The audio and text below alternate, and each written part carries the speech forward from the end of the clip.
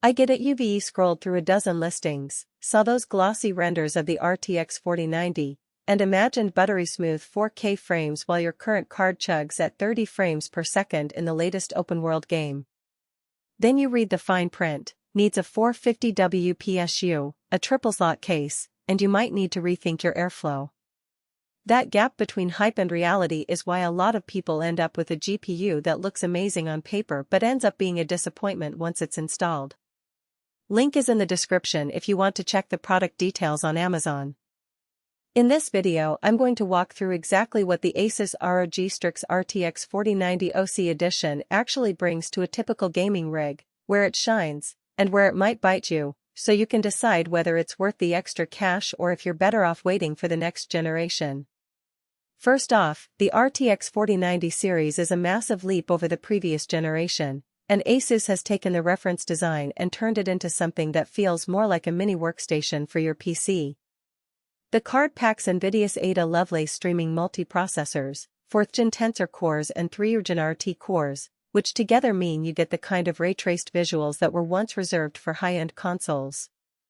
In real life, that translates to being able to crank up ultra settings in Cyberpunk 2077 with DLSS 3 on, and still stay above 60 frames per second at 4K.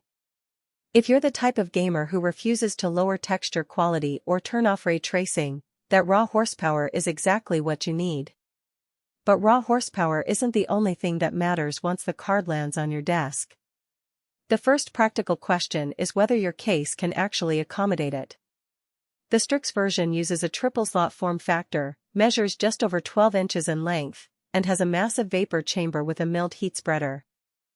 That cooling solution is impressive. The patented vapor chamber spreads heat more evenly across the board, while the Axial-tech fans are scaled up for about 23% more airflow compared to the reference design. In my own test rig, which is a mid-tower with a 280mm top exhaust, the card's temp stayed in the low 70s Celsius under full load, even when I pushed the clock speed an extra 150 MHz using ASUS's GPU Tweak 2 software.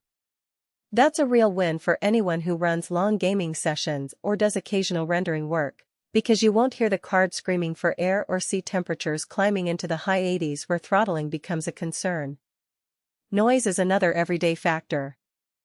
The 3 fans spin up gradually, you won't hear them at idle, and even under load they stay around 3840 dB, which is quieter than most high-end air coolers. The fan curve is tuned for a balance between temperature and acoustic comfort, and because the vapor chamber does a lot of the heavy lifting, the fans don't need to spin at their max speed as often. For a typical gaming night with a few friends over, that means you can keep the volume low and still keep the frame rates high. Now, let's talk power. The RTX 4090 draws a lot of juice, officially around 450 watts, and ASUS recommends a 1000 watt power supply for a safe margin, especially if you're running other high-end components like an overclocked Ryzen 9 or a fast SSD array. If your current PSU is a 650 watt unit, you'll need to upgrade, which adds extra cost you might not have anticipated. That's a hidden trade-off many first-time buyers overlook. In my own setup, I had to swap to an 850 watt Platinum unit because my old 750 watt was already near its limit with the CPU and storage. The point is, the card's performance is great, but you have to factor in the power budget when you calculate the total spend. What about the video outputs?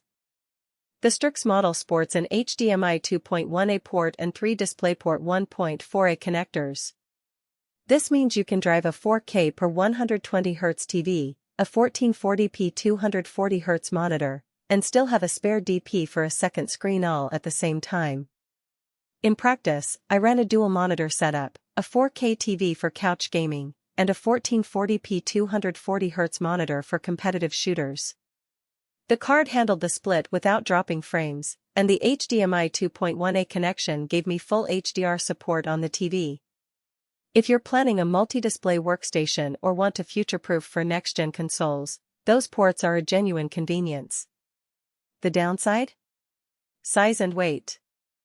The card tips the scales at over 2.5 kilograms, and the triple-slot design means you lose a PCIe slot for any other add-in cards, such as a dedicated capture card or a second NVMe controller. If you have a compact mini IDX case, this card simply won't fit, regardless of how clever your cable management is.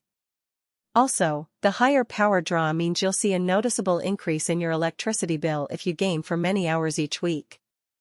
It's not a huge spike, but over a year it adds up. Who should buy this card? If you're a 4K enthusiast, a creator who does heavy GPU accelerated rendering, or a streamer who wants to run DLSS 3 while encoding,